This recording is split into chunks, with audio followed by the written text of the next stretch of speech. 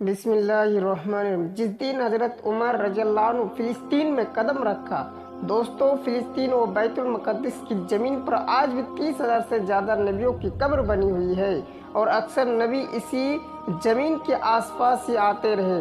بیت المقدس کی مسجد کو حضرت سلیمان نے جنات کے ذریعے بنوایا تھا، اور ہمیشہ سے اس زمین پر کبھی یہودیوں نے قبضہ جمانے کی کوشش کی تو کبھی عیسائیوں نے۔ جب کوئی یہودی بادشاہ بنتا تو بیت المقدس کے آس پاس بسنے والے سارے عیسائیوں کو قتل کر دیتا، اور جب کوئی عیسائی بادشاہ بنتا تو بیت المقدس کے آس پاس بسنے والے سبھی یہودیوں کو قتل کر دیتا۔ صدیوں سے یہی ہوتا چلا آ رہا تھا۔ جب حضور صلی اللہ علیہ وسلم دنیا میں تشریف لائے اور لوگوں کو اسلام کی دعوت دی تو آگے چل کر مدینہ میں ایک اسلامی حکومت کی بنیاد رکھی گئی، اور پھر دھیرے دھیرے آس پاس کے سبھی علاقے اسلامی حکومت میں شامل ہوتے چلے گئے، یہاں تک کہ حضرت عمر رضی اللہ عنہ کی حکومت کے زمانے میں بیت المقدس فتح ہو کر مسلمانوں کے ہاتھوں میں آ گیا۔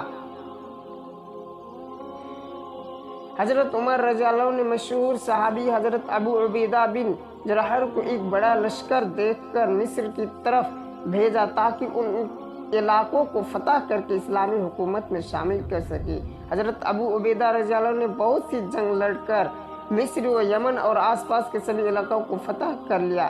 اب آخر میں بیت المقدس ہی بچا تھا تو حضرت ابو عبیدہ نے آ کر اپنی فوج کے ساتھ فلسطین پر بھی چڑھائی کی اور اسے چاروں طرف سے گھیر لیا۔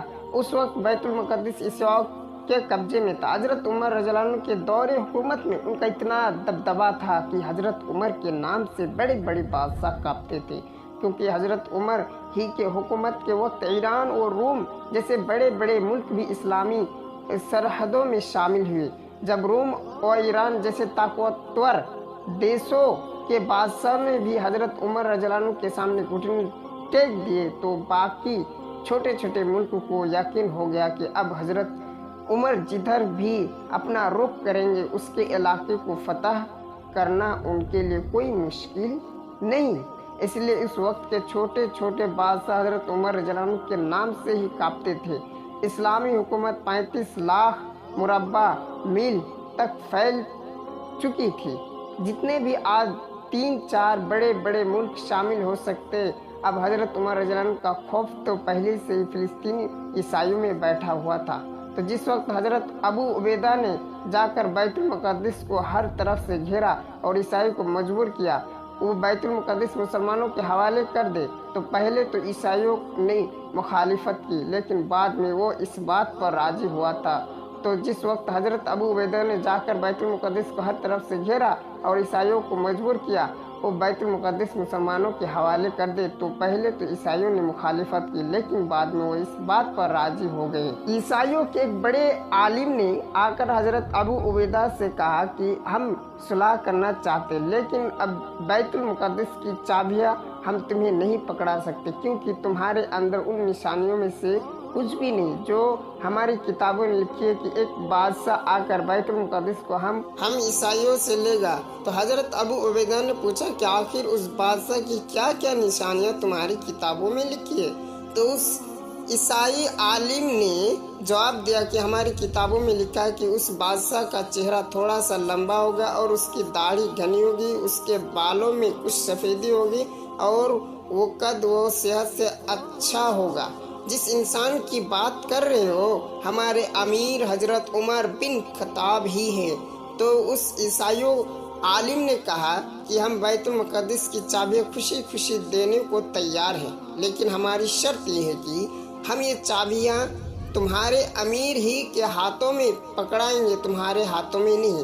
تو یہ سن کر حضرت ابو عبیدہ نے مدینہ کی طرف حضرت عمر کو خط لکھ کر بھیجا کہ اے امیر المؤمنین، بیت المقدس فتح ہو چکا ہے، لیکن یہاں عیسائی مطالبہ کر رہے ہیں کہ آپ خود ہی فلسطین آ کر بیت المقدس کی چابی اپنے ہاتھوں سے لے لیں، اور برکت کے لیے بیت المقدس کا تالا آپ خود ہی کھولیں۔ दोस्तों, हजरत उमर के इंसाफ के चर्चे दूर दूर तक फैले हुए थे। वो एक सदा से जिंदगी गुजारते, रुखा सूखा खाकर उसी पर गुजारा करते और जो भी कपड़े पहनते अक्सर उनमें पेबंद ही लगे होते। आखिर जिस दिन हजरत उमर को बैतुल मुक़द्दिस जाना था, उनके पास जो कपड़ा था उसमें 17 से ज़्यादा पेबंद लगे हुए थे। हजरत उमर एक घोड़े पर सवार होकर अपने खास गुलाम के साथ निकले। अब फिलिस्तीन तो मदीने से बहुत दूर था, इसलिए हजरत उमर ने अपने गुलाम से कहा कि देखो भाई, मैं एक ही घोड़े का मालिक हूँ, मेरे पास एक और घोड़े नहीं है, इसलिए इस पर रास्ते हम दोनों में से कुछ देर तक पैदल चलना और मैं घोड़े पर सवार रहूँगा और फिर कुछ दूर मैं पैदल चलूँगा, तुम घोड़े पर सवार रहना, क्योंकि अगर हम दोनों एक साथ इस घोड़े पर सवार हो जाएंगे तो घोड़े पर ज़्यादती होगी और उमर अपनी हुकूमत में ये बर्दाश्त नहीं कर सकता कि किसी भी मखलूक पर कोई ज़्यादती। आखिर हजरत उमर अपने गुलाम के साथ फिलिस्तीन तरफ रवाना हुए। पैर में फटे हुए जूते थे, कपड़े पर 17 पेबंद लगे हुए थे। थोड़ी दूर खुद घोड़े पर सवार होते और गुलाम घोड़े की लागाम पकड़कर चलता और कुछ दूर गुलाम को घोड़े पर सवार करते और खुद उसी की लागाम पकड़कर चलते। कई दिनों के सफ़र के बाद ये दोनों हजरत फिलिस्तीन के करीब पहुँचे तो इत्तेफाक यह हुआ कि जब फिलिस्तीन के अंदर दाखिल होने का मौका आया तो उस वक्त घोड़े पर सवार होने की बारी गुलाम की थी, लेकिन गुलाम ने हजरत उमर के सामने हाथ जोड़ते हुए कहा कि ए अमीरुल मोमिनीन, फिलिस्तीन करीब आ चुका है। वहाँ हजारों ईसाइयों शहर के बाहर खड़े आपका इंतजार कर रहे होंगे, इसलिए मैं अपनी बारी छोड़ता हूँ ताकि आप घोड़े पर सवार होकर शान व शौकत के साथ फिलिस्तीन में दाखिल हो। लेकिन उमर रज़ियल्लाहु अन्हु ने कहा कि ये नाइंसाफ़ी है, जब बारी तुम्हारी घोड़े पर बैठने की है तो तुम ही बैठो, और आखिर मजबूर होकर गुलाम घोड़े पर बैठना ही पड़ा। हजरत उमर रज़ियल्लाहु अन्हु ने घोड़े की लागाम पकड़ी और फिलिस्तीन शहर में दाखिल हो गए। ईसाई झुंड झुंड बनाकर शहर के बाहर खड़े थे कि आज हम उस खलीफा को देखेंगे कि जिसके नाम से ईरान और रोम हुकूमत भी कांपती। लेकिन दोस्तों, आज वो खलीफा ऐसी हालत में फिलिस्तीन में दाखिल हुआ कि उसने अपने गुलाम को घोड़े पर सवार करके खुद ही उसकी लागाम पकड़े पैदल चलता आ रहा है। फिलिस्तीन में दाखिल होने से पहले एक नहर पड़ती थी कि जिसमें उतरकर दूसरी तरफ जाना होता था, तो हजरत उमर ने गुलाम को घोड़े पर ही सवार रखा और खुद अपने फटे जूते उतारकर अपने हाथों में ले लिए, अपने चमड़े पुराने मोजे अपने कांधों पर डाल लिए, फिर घोड़े की लागाम पकड़कर नहर पार करने लगे।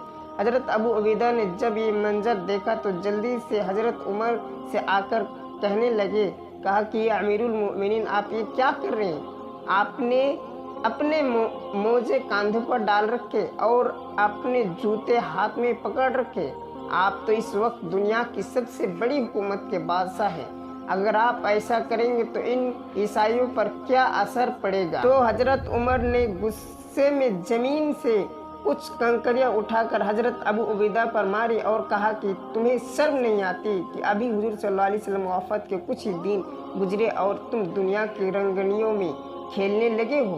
फिर हजरत उमर रज़ियल्लाहु अन्हु बैतुल मुक़द्दिस में पहुंचे, ईसाइयों से चाबी लेकर खुद ही मस्जिद का दरवाज़ा खोला और मेंबर पर चढ़कर ऐसा असर अंदाज खुतबा दिया कि जिसे सुनकर सभी की आंखों में आंसू भर आए। ईसाइयों के सबसे बड़े आलिम ने आकर हजरत उमर रज़ियल्लाहु अन्हु से कहा कि या अमीरुल मोमिनीन, अगर आप शान व शौकत के साथ हमारे शहर में आते तो हम सिर्फ आपको चाबी देकर अलग हट जाते, लेकिन आज आपका अपने गुलाम के साथ इंसाफ देखकर हम इतना अफसोस मुतासिर हुए कि हम सब कलमा पढ़कर मुसलमान होते हैं। और फिर उसी वक्त फिलिस्तीन के सारे ईसाइयों ने इस्लाम कबूल कर लिया। दोस्तों, अभी तक बैतुल मुक़द्दिस दूसरी कौमों के हाथ में रहा था।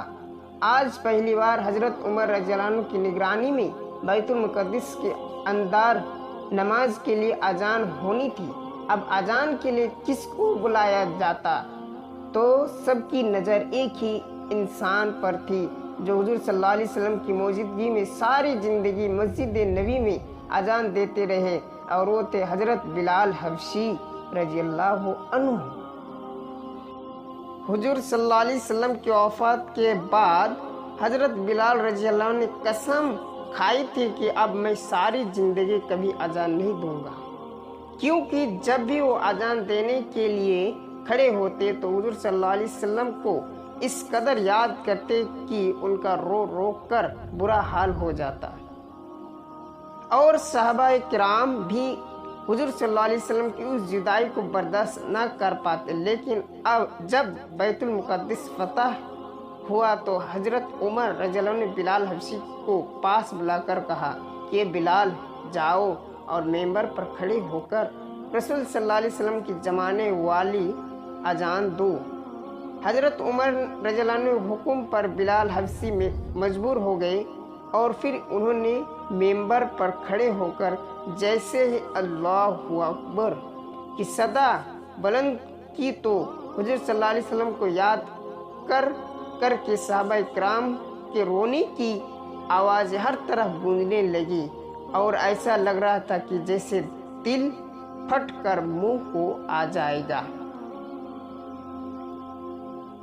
حضرت عمر کا رو رو کر برا حال ہو گیا، اور پھر کھڑے ہو کر خطبہ دیا کہ اے لوگوں، بچپن میں میرا باپ خطاب مجھے اس بات پر مارتا تھا کہ میں بکریاں سنبھال نہیں پاتا، اور میرا باپ مجھے تانا دیتا کہ اے عمر تو زندگی میں کیا کر پائے گا، تجھے تو کچھ بکریاں بھی نہیں سنبھالی جاتی۔ لیکن آج رسول صلی اللہ علیہ وسلم کی غلامی نے عمر کو اتنی بڑی حکومت کا بادشاہ بنا دیا۔